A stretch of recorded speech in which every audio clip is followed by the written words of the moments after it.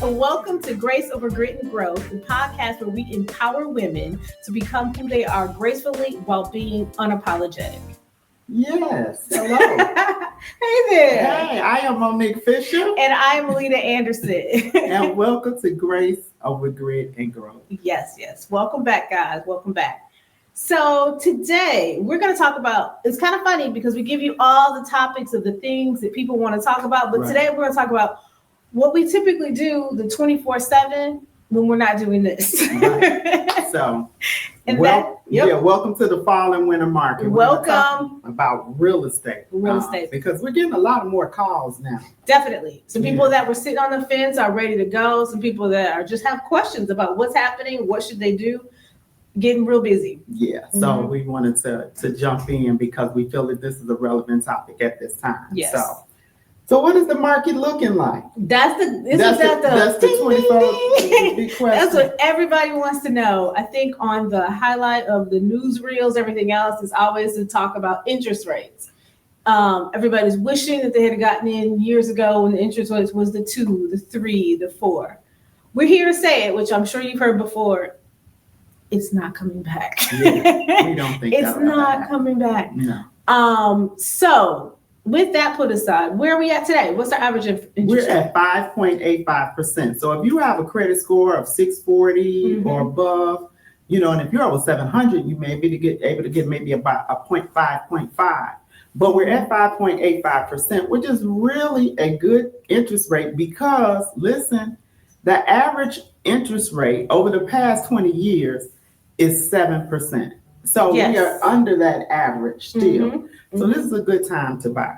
Yes, it is a great time to buy.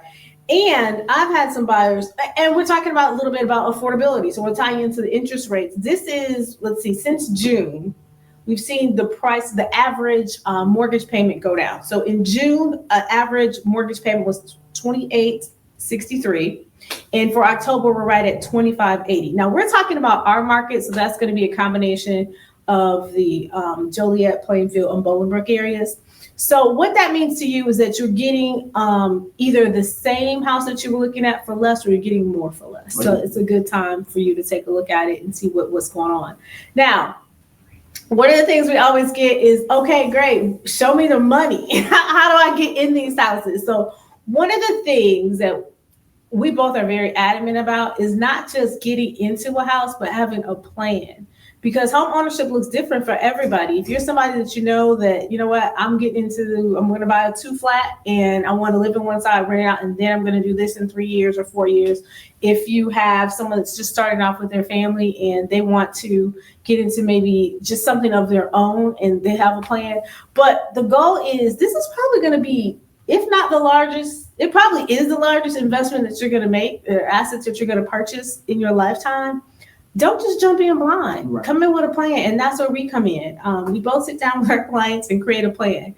And sometimes it might get a little uncomfortable because the people, it's not the Instagram highlight reel of, money thrown at me. You know what? I went to the closing table and I got $10,000 back. I had no money. I had this and that.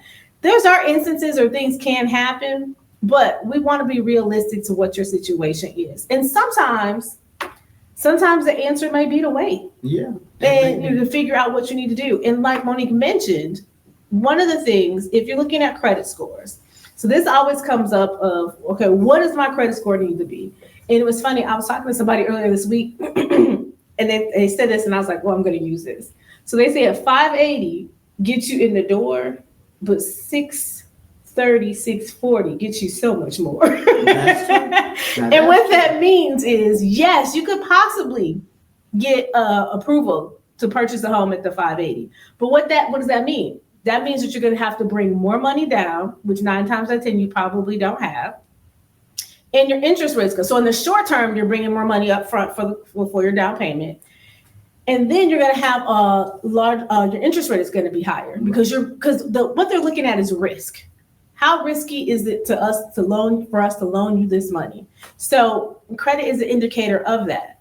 You probably won't qualify for any of the grants that are available. So then again, that's money coming out of your pocket. Correct. So if there's some things that you can do, just because you qualify doesn't mean it's time for you. So although we encourage everybody, to be homeowners, it has to make sense for your situation. And I want to go back to talking about that plan and sometimes how people have a little bit of what you said, hurt feelings. Mm-hmm. It's because what you think you can go into the market for your want and wish list does not necessarily equate to what you can actually afford. Yes. So part of that plan too is us sitting down with you, understanding where you want to be for a monthly mortgage. And you may get approved for $300,000. However, you like, well, I just want my monthly mortgage to be at $2,000. Well, then you're looking at a house at maybe around $240,000. Mm-hmm. So even though you have that purchase power here, if you know that your monthly rate, what you feel you can afford, because we don't want you to be house poor. No. So we make that plan with you to make sure you're at the level that you feel comfortable at. Yes. And so sometimes those wants and the needs may not align. So, we take the time to do that, to go over that with you. Definitely. And the other part of the plan is going to be, like you talked about, what are your must-haves? What are you know what? I have to have a 2-car garage. I need to have 3, I have to have 3 bedrooms. And sometimes I'd like 3 bedrooms or I'd like 4 bedrooms, but 3 is suffice. Right. And we can kind of look between those and say, okay, if we can swing the 4, we will. If we can, if not, we'll make sure we get the 3. But sometimes people also get caught up on things that are cosmetic, because people really want to just walk in. And I understand that you are making a big investment. So some things, it's on both sides. We're talking about buyers, and I'll talk a little bit about sellers in a little bit too. Because sometimes you walk into a house and you just feel like, wait, how many hundreds of thousands of dollars for what? Like for this? And it's for the while, it's been a seller's market. What that means is that, things have been just selling like crazy. So people haven't put a whole lot of love in the presentation of their homes. So you walk in, you're not like, oh my gosh, I can see myself living here. You're instead walking in with a checklist of things that you need to do. And if you do see a home where you walk in with that wow factor, you better believe you're paying extra for it. Yes, and you're not the only one that's probably going to be putting in offers on that home. There's a lot of competition for it because our nature is to have a move-in ready home. Yes. So then that comes to also when we're talking about budget, if it's something where it's carpet, but you really want hardwood floors, or if you want laminate floors, LVP, whatever it is that you want. Okay, so let's say if we find this house in your price point, but it's all carpeted. I've sat down with people and be like, okay, let's see how much it would be to get these floors changed out. Right. So when we look at that price, you're like, oh, it's actually not that much and I can afford this house. So although it's something that I definitely want, I can start here and we can make those changes once we get into the house. So some things you can just do at a later time. And sometimes it costs you less to do it yourself versus you paying for that already done product. Absolutely. So it's a big change for sellers now because we're seeing the market shift. For example, in Bolingbrook is really a neutral market right now. It's not a seller's market or buyers. So what does that mean? That means that there are a lot of negotiations going on. Which is good, right? Yes. So some of these sellers who want to sell their homes, they do have to put a little love into it now because people are still looking for that wow factor. Yes. And now that the homes aren't moving as fast as they were, people do have the opportunity to say, you know what, I'm going to see this house on Friday, this was on Saturday, this was on Sunday, and I'm going to compare and be like, okay, which one had the most things that I like the most, and look at the prices and where can we go in. And that's why you were mentioning sellers a little bit. That's why it's so important that you come in at the right price. Right. Because people's perception is their reality. So if I have a house that's, it's ready to go, but I'm looking at it and like, I love everything about it, but why has this house been sitting for 30 days? Right. 30 days I don't want to say normal, average time is not that strange, but for what we're coming from, it seems like a very long time. Right. So then if I have a house that's for 30 days and I see another one that's come on the market, let's say earlier that week, I'm looking at it and I'm trying to figure out what's the difference, like what's wrong with it. I'm almost trying to pick it apart to figure out what's wrong. And the last thing we do is say we don't want to chase the market.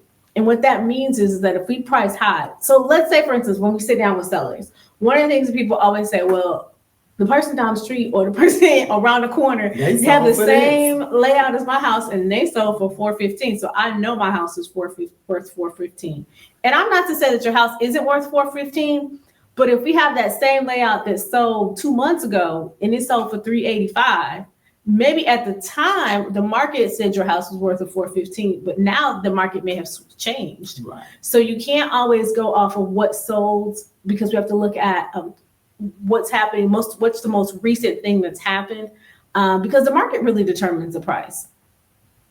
And we've shifted too. So we all know that the spring and summer market are the hottest times, right? Because most of the time people have children, and that's when they can maneuver, they can shut a house down and get a new house. So that is the hottest market, right? From May through August. Once you hit September, October, November, the market slows a little. So yeah, that house was $415 in July, but it may not be worth $415 right now, because people want to do a little bit more negotiation, and that's why maybe some people waited. So again, we don't determine the prices. The market will always tell you what the price of a home is. And when you come in high and you have to sit, it's called chasing the market, as Aleita just mentioned. And my very first property, I had that happen to me, and let me tell you, that is not a great experience, because then people are still thinking, why are you coming down? Why are you sitting? And it's not good for the sellers, and it's definitely not good for us as agents. Definitely. So I've learned a lesson, and that you really do have to do your due diligence. And if you're working with realtors, they need to be giving you comparative market analysis. Those numbers mean a lot. They mean a lot. The numbers, the time frame, all of that ties into. It's not of like, I want to get. Now, let me say this. I won't say is that we're not what you want to get in your house, because as we said, we sit down with buyers and create a plan. We do the same thing with sellers. Absolutely. So one of the questions I always ask is, what's your next goal or your next move? Because they might say, I need to clear $75,000 in this house in order to do what I need to do next. So then when we're looking at the market, and I'm like, okay, we can price this. Let's say this is your payoff. Okay, it looks like if we sell at this number, and the market's saying that we can't, then you could clear possibly the 75 and maybe even a little bit more. That also helps as you're getting offers to say yay or nay, because you know how much money you need to net to be able to do whatever it is you need to do next. So the numbers make really tell the story and make it make sense for each person. That's why it's so important to have a plan on either side, as a buyer or as a seller. And as a seller, to get that net sheet, because sometimes our sellers don't realize all of the fees and all of the monies that go into selling your home. Yes. Right? Based on there's transfer stamps, you have to pay taxes. Illinois is a state where we pay taxes in the rear. Right? So if you've been in that house from January to, say, you're selling October of 2025, who do you think has to pay those taxes? You do. Yes. And they don't realize that. So now that money has to be set aside in escrow, and then that's a credit to the buyer. Right. But that's coming out of your bottom line. So it's always good to have your realtor do you a net sheet as well, to help you determine, what that money is, that you're going to take away. Yeah, because sometimes I've had people sit down and go through it, and they're like, well, that's not enough money. Then I'm going to have to come up with more money to do what I need to do next. So no, I'm going to wait to sell, because it doesn't make sense for me. So it's the same thing. It's just a matter of, so you'll know exactly. What we don't want is surprises. Like, oh, I had no idea this was or I needed to come up with this money, or I was only going to get this. One of the things that people often forget, I don't even say forget, sometimes I think people just don't know about, is back when we had COVID, when they had those pauses where you could pause your mortgage. The deferments, the modifications. Because if you call or you just request a payoff on your home, they'll give you that payoff. What they don't give you is when you did the deferment or you did the modification, there's a second mortgage on your home. Yes. Which I don't know why, but a lot of people just thought out of the goodness of their heart, they was never going to pay this. The government just said, they'll never have to pay this money back. Yeah. And I don't know where that happens at, because it's certainly not here. So that's a number. And sometimes that number is $20,000 to $50,000. So that can really, if you're not expecting to have that deducted from the proceeds of the sale, that can really skew your numbers to see if it makes sense for you to sell. Right. Yeah. So those are all the questions and things we sit down with you to discuss. And some of the things for you to even think about as you're thinking about whether or not you want to put your home on the market. Now, we mentioned a little bit about, you said the hot market is for the springtime. Yes. The other thing that I like for my buyers this time of year is people are like, well, I know it's springtime, so I just want to wait and put my house on the market in the spring. Okay, that could work. But then I also look at the numbers and talk to them, because right now the people that are looking are serious buyers. That's right. I just had a listing 2-3 weeks ago. I put it on and we were under contract in 4 days. So someone had been looking, they looked in that area and they had missed out. They bid on something in the summer, it didn't come. So they had been watching. And when that came on, she was like, nope, I want this property.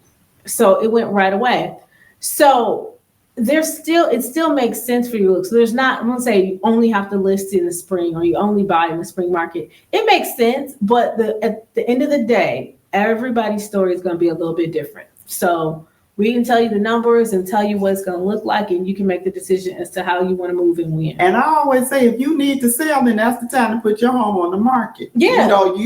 People have different situations. They move for business, whatever the situation may be. That's the time to jump into the market. And so the good time is the time when you need to do it. Yes. And when you're for buyers, like a lot of my buyers that have been looking, we haven't found anything. Interest rates have dropped. They have dropped.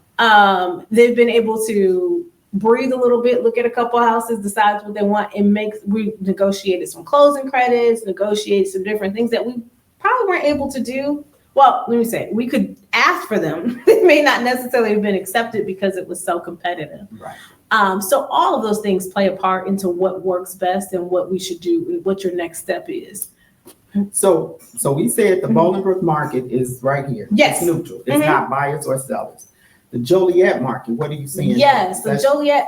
It's funny because Joliet is the big little city. It's like the fourth largest city in Illinois. Right. But people are like, wait, what? Because it's vast. There's 2 large high schools. It goes from, I don't know how many miles, but it's quite a distance.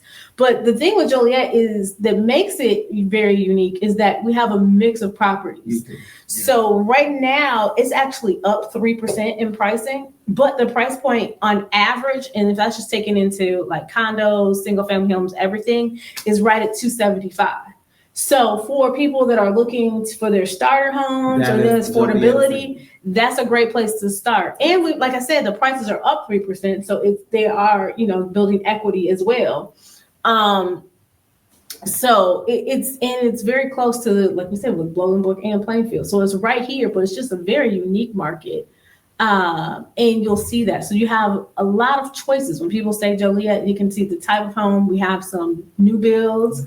So there's the condos, so there's a lot of different choices at different price points, which because it's so large, a lot of times you don't see that in the suburban cities. It's kind of like a typical price point, and the homes are all around that about that same price point. You have a vast choice. And so speaking of other suburban towns, Plainfield. So that's one of those towns where the average price right now homes there is $415,000. Yes. So you're not going to see many homes that are under that. Maybe 385 is probably about the lowest you're going to see in Plainfield, and then upwards of that 415, right? And they're up 3.8%. They're up. So their prices are going up as well. And there is still a seller's market. It is. So again, it's knowing where you're going, having a realtor who really is really takes their time to understand the various markets that you're trying to move into. That's very important. And giving you options, because I've had people come in and say, you know what, I only want to live in Romeoville or Bolingbrook, and my price point is $280. Let's say, I'm like, okay, well, what are you looking for? What amenities are you looking for? What's the must-haves? And I'm like, shoot, like I don't have anything in that area over that time frame. I said, but if you're looking for something like this, have you considered Joliet? Have you considered Crestfield? Have you considered these other areas where it's very close? So if it's a job or something you're looking for, you're going to be in that same vicinity. Right. But you can get some of the things you're looking for at that price point. Is that something you're interested in? Because sometimes people don't even realize that. Or they'll be like, I don't know. I've never been to Joliet. I don't know. I've got to be. The only thing I know there is the prison. So like no, I don't want to be there. It's like, a little bit more than that. So then we start talking and show them different areas and like, oh my gosh. And it's funny because when you go west, they're always like, I didn't even know this was Joliet. Yeah, it is. Yeah. And that happened to me. I have a client right now. They wanted Romeoville, Bolingbrook, or Aurora. Mm-hmm. And guess what we are? Joliet. Based on the amenities and what they wanted, their must-haves, they're getting everything they actually want in Joliet.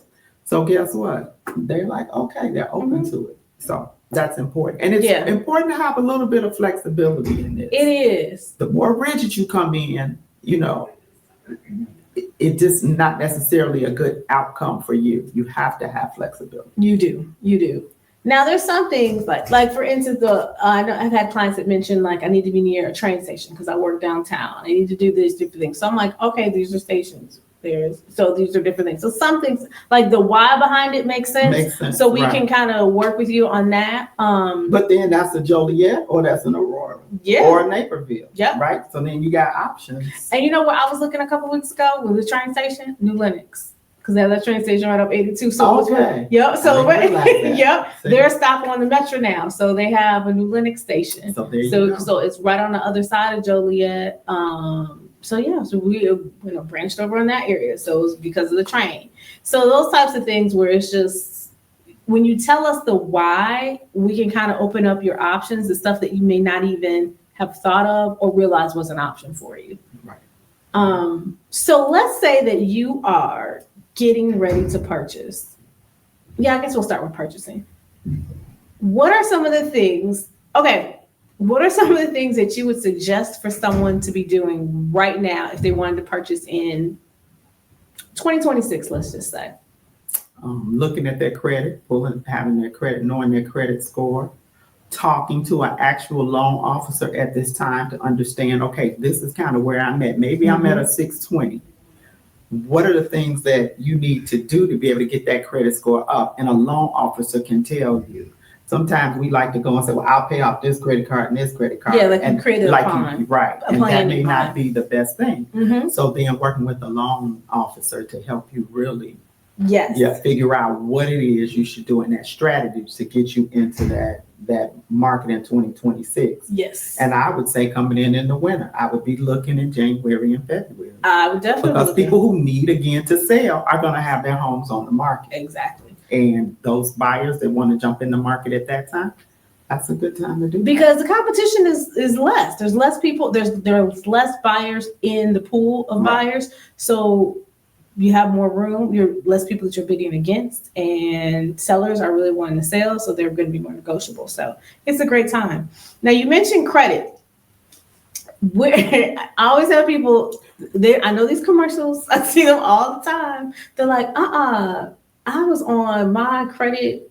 What's the credit Karma, which I don't want to bash Credit Karma because they do give numbers, but they're not necessarily the accurate numbers that you need for a mortgage. So if you are looking at your credit or you want to have an idea of where your credit is, I would suggest that you go to myfico.com. I think you have to pay like $30, but I would say Google for some coupon codes. see if you can get what you can find. Subscribe to it, get it in there, get your reports, so you get an idea from each credit bureau of what your score is. And at that point, you can really cancel after that and go back in at a later time because you really just need to know where you are. And then that'll give you a good idea. And then like Monique mentioned, a loan officer can tell you specifically, okay, because sometimes it's not, it may not be late payments. It may be a debt to income, and some things that that are on your credit, it doesn't matter to the mortgage, medical, things of that nature. So sometimes you pay off some things and you're like, it didn't move the needle because it doesn't matter on a mortgage piece of it. So a loan officer could really definitely explain that to you. But one thing that does matter are student loans. Oh, yes. So, and don't say because your student loans are not on your credit report, they're not going to find them. Just speaking from experience, they have this database. Yes, they do. This is a database. It's not the credit bureaus, and your student loan may not show on your credit bureau. But guess what? When it gets to underwriting, they're running all types of search engines and everything else. It's like Kavers report. Is it Kavers? Yes. They go through and they check the student loans. Yes. So they can go through, and it could be 32 years ago and no longer on anything that you pull.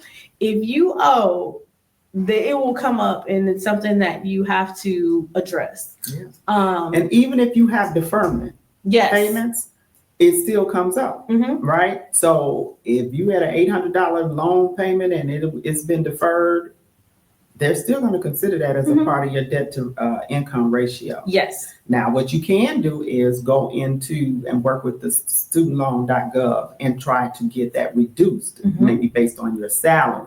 Mhm. That would be your best step there, is to Yes. talking to them and trying to get a lower payment.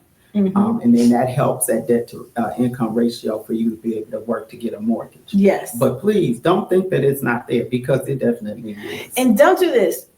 Like, when you go through something and when you get their credit pool and they're talking to a loan officer and they're going through all the things, in the back of your mind, you're like, ooh, but I had this American Express. They didn't even catch that. They might not have caught it right then and there, but they will catch it before you sign those papers. So even if it doesn't come up, say something. So then the loan officer can work with you to figure out what they need to do, or what happens, or if it's still going to work if that does appear, or if it doesn't matter. Either way it goes, there's really no hiding. So don't think because it hasn't come up right away.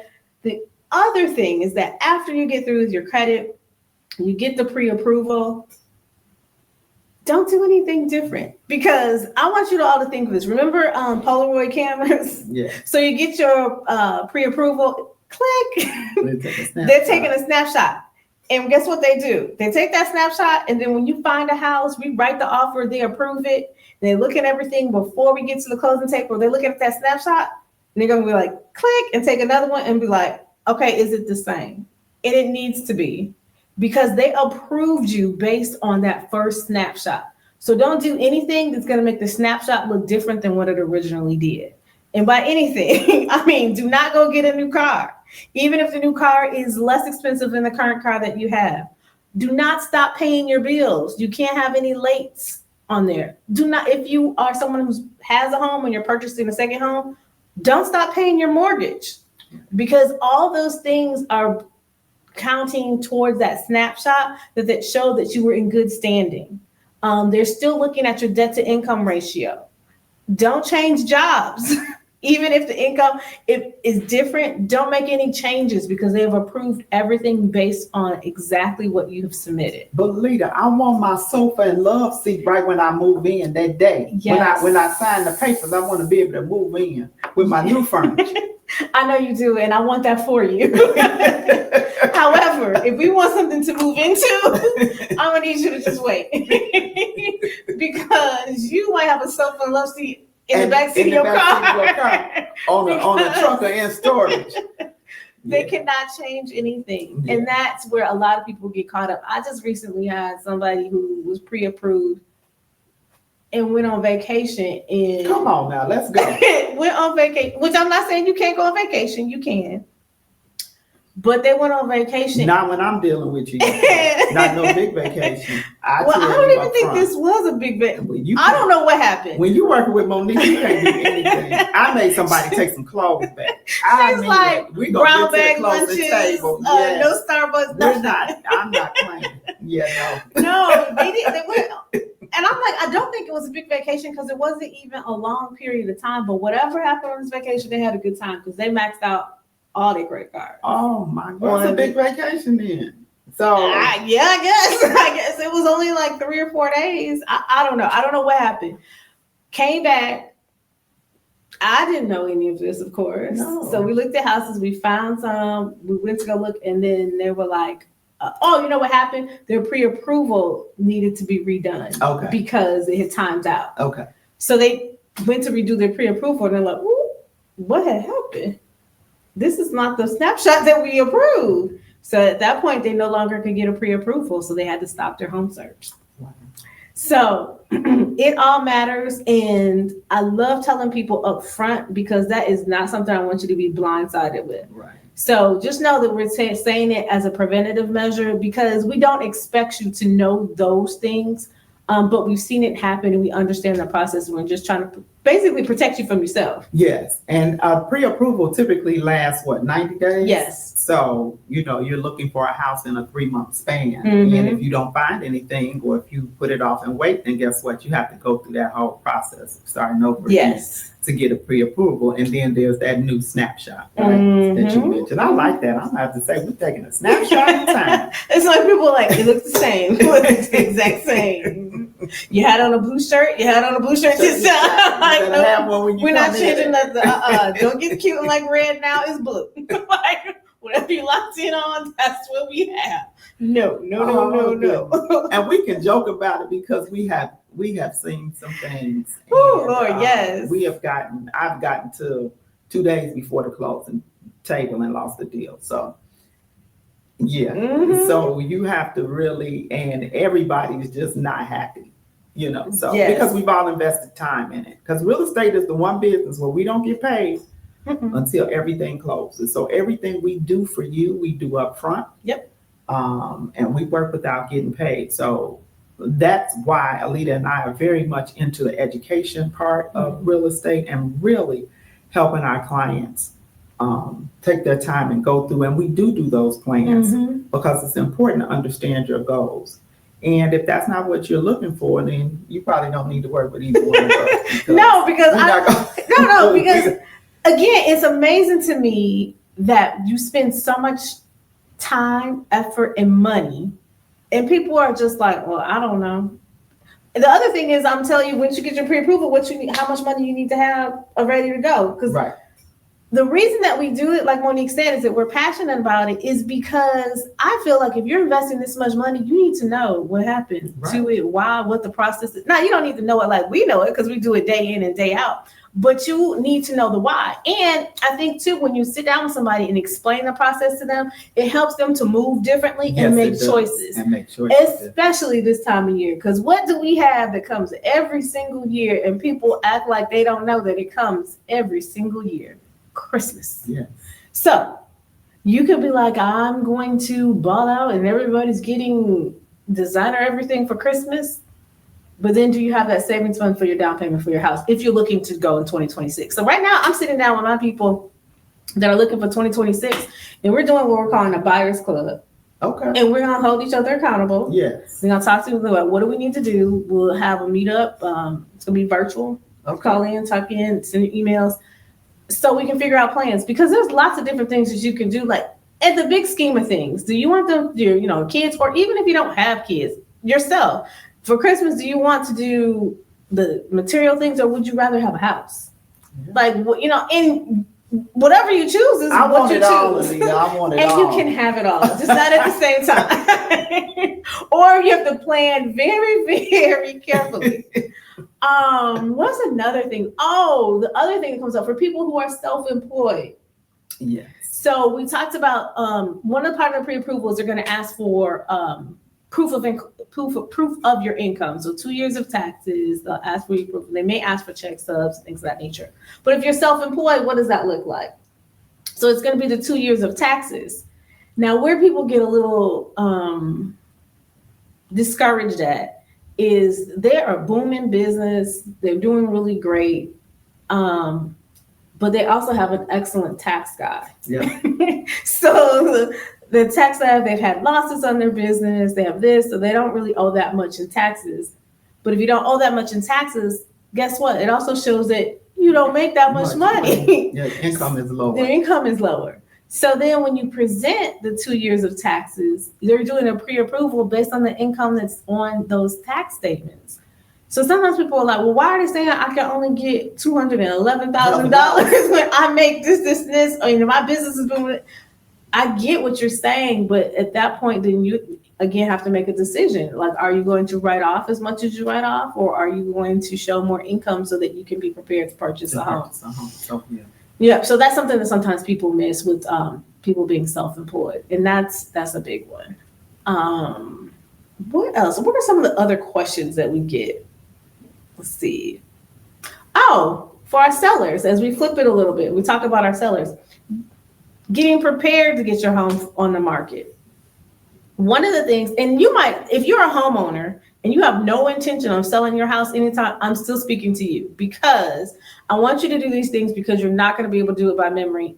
I'm not able to do it by memory. Most people that I've come across are not able to do it by memory. And what I mean is keep a log or a journal. So every time you update something, because you're gonna be like, oh, I remember I updated my kitchen in 2020 because it was COVID and we did all this and this, until it's 2025. You're like, was that 1920 or 21? And then when did we do what? You know, when you update the bathroom, if you change out your flooring, your new appliances, just keep a log of when that was. Your roof, furnace, anything that you do. Anything that you maintain as well, if you have any warranties that you've purchased or things like that. Because if you do decide to sell your home, one of the things we'll ask you is just that. What are some of the upgrades you did and when? It's like, oh, this is new. How new?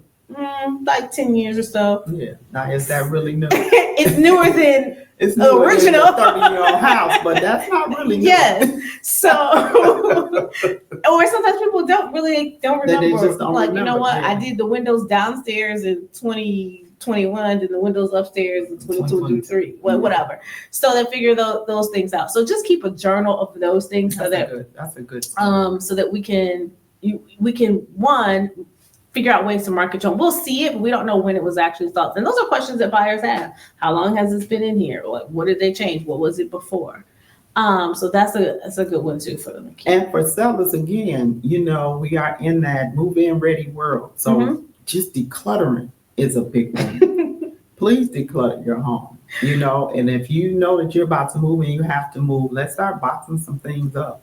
I'd rather see things in boxes than to have things just strewn all across the house or whatever. Because first impressions, you have like 4 seconds to make a first impression. So buyers walking in and seeing a house is in disarray. They're looking at all of the clutter, so they can't imagine themselves in that home. Yes. So you really have to, that's a big one. You have that to is declutter. A huge one. I always tell people, we want your home to look like a model home. We've all been to a model home. So when you go to a model home, it looks really nice and pretty and you see all the things. But then if you actually look at it, you be like, this is not functional. Nobody can live here. Nothing can do this. There's no silverware. There's nothing. Like, where would you do this? Where would I hang my coat? Like, what? Yeah, it looks really pretty, but nobody lives there. Now, we understand that you live in your house, but we want that look where it's just clean so people can see themselves like, oh my gosh, this is really a lot of counter space. I can see, you know, having a buffet here or laying the food out, or we could sit, you know, bar stools and sit around this island. So they can get the ideas rolling. When they see your stuff, they're just looking like, well, and then also they're wondering what, if they can't see everything clearly, like walls and things like, then it's wondering what's underneath there, what's over there, why is this covering? So it makes it a way. And I've been out with buyers, we've opened the door and taken like 5 steps in. They're like, no, never mind. I don't need to see them. Oh, that has happened a lot. Yes, because it's just the condition of our homes. So just like, no, I don't. And if you have pets, please contain your pets. That is not. I'm laughing because she is being very nice. I actually locked the client out the house because the dog came running. And I ran in the house and it shut the door. Now that was bad. And luckily it was somebody I really knew that was a good friend. And luckily the dog was friendly. But however, the agent didn't tell us that the dog was in the yard. They told us he was locked in the garage. And he just came around that corner and I was gone. Nobody ever saw me move that fast. So I'm just saying, homeowners, I know you love your pets and everything, but they do need to be. And just simply too, also liability. If something happens, somebody gets bit, scratched, or whatever, you're liable because they're in your property and it's your animal. Yes. So just take all the what if scenarios off the table by say having them contained in the kennel, or even not even there, or somewhere else, you know, where they. And we know that it's a hassle, you know, when you're showing your home. Yeah. And you got to take kids or pets and everything. And then, so we try to figure out again a part of your plan. So then we may know, hey, on Tuesdays and Thursdays when Johnny has basketball, it's just too much for me. So we're not going to show on Tuesdays and Thursdays. We block that time out. So we'll sit down and be like, what are times are you available? So if you're at work between 9 and 6, is that when you want people to see your house Monday through Friday? Or do you have a late night? You know what? And sometimes people are like, yeah, show up while I'm away because I can prep everything, clear everything, get away. Between that time, nobody's going to be here. It's not going to interfere with anything. And then I might have 1 or 2 late nights that I'll show. Right. So I open up. Or I'm available all weekend. So again, that's us sitting down with you and creating that plan. Because we know that selling the house, it takes a lot of energy, and we are not trying to stress you out. It's already stressful and emotional enough. Very much. And so that's why we sit down and do plans. So it sounds like a lot of work, and it is. It is. People are like, oh my gosh, I love moving. Says nobody who's ever moved. Because or had a moving service. Oh gosh, yes. Yeah. So and I don't know what that's like. So what to have a moving service. Oh, it's nice. I know, I'm sure it is, but most people can't afford that. We're trying to get in the house with the 620 credit score. We can't get a moving service. So. No, and they have gone up in pricing. Like, moving services, that takes a whole lot of stress out of it. Yes, it does. Yes. So in arranging all of that, because then you have to get in by a certain day when you're going to move in. Like, and if you're getting help, how dependable is your help? Are they actually going to be there? Peace and beer. Peace and beer at the house. That worked probably 15 years ago. I'm like, no, I can't help you. Sorry, don't call me. No, I don't even enticing to you. Not at all. No. Maybe just the pizza. I don't even like beer, so no. Maybe the pizza, but not if I have to move. I'll just order my own pizza. No. I don't even think I want to help unpack. Let alone, no, none of that. Yeah. But I'm trying to think. Did we get help? Oh, you know what? We moved into our house. I was pregnant, so I didn't do anything. Right. So I was like, what did we do? We had a combination. We had movers, and then we had people come help to like rearrange furniture and stuff like that. But that was years ago. Yeah. And to the age now, no, I'll be down for weeks trying to help somebody move something. No. So the process itself, the end result, you love, but getting there, it can be an adventure. Me and my clients have definitely created some laughs and stories about remember when, or when you finally do find the house. Like I've had some people be like, no, this is it. And I'm like, really? Because you said X, Y, Z. Are you sure? And if you are, cool. But think about what you said, because you said you wanted these 3 things, and this has none of it. So I don't really know what it is. How we got here. But if that's what you want to do, we'll do it. And then they think about it and be like, no, we're going to pass. And then we actually do find the one that checks all the boxes. And I always tease them like, remember when you wanted that? And they're like, yeah, I don't know what I was thinking. Because I think sometimes they get tired. They do. It's just like, I want to settle. And so again, us having that plan with you allows us to bring you back to your why or what it is that you're looking for. Yeah. And we keep you on track. So. We do. Because the last thing I want is for you to be blaming me for a house that you really knew I didn't want this kind of house. Exactly. So I will just double check. Like, I know you said you want this, but originally you said X, Y, and Z. So have we changed? And sometimes once people start seeing stuff, it does pivot and change. And that's cool. But I just want to check in to make sure, because I don't want to be the reason. I don't want to be that person. So what you can do? Any other tips that you have? No, I just, I think the purpose of this too was just to say that if you need to move, sell or buy, the fall and winter market, still a good time to do that. I just want you to know that it's a little different from the spring for buyers. Just know that it's a little less competition. And for sellers, just know you may have to do a little more to present that house to make it feel move-in ready. Yes. For the buyers to come in and fall in love with so that you can sell as quickly as possible. Definitely. All great points. And if you have any questions, or if you want to sit down and talk about the plan, feel free. You can reach out to either one of us. You can contact us, send us an email. You'll have all of our social medias. If anybody's going to be part of the Buyers Club, you can do that too. We've worked with several clients, so we're happy to assist you in any way, even if it's just, what, I don't really know where to start, and I just have some questions. That's always a good starting point. Always. So until next time, we will see you later. Right. And don't forget to subscribe and comment. Yes. Look at me. Watch out there now. And where can they find us? I don't know. I think we on YouTube, Facebook, and Instagram. That's it. Come on That's now. it. Look at Oh, me. goodness Season gracious. 2, and I finally know something. Yes, we love seeing your comments. So please comment. Share this with anyone that you think may be looking to buy or sell. We'd love to work with them, even if they're not in the Illinois area, because we have partners throughout the entire country. We have a referral network. Yes. So if you have somebody that has questions, we can definitely get them in touch with someone that will take excellent care of them if it's not one of us. So leave us the comments. Let us know how you like this episode. Share it, like it, comment. That's all that we need from you. And until next time, we will see you later. Take care. Bye-bye. Bye-bye.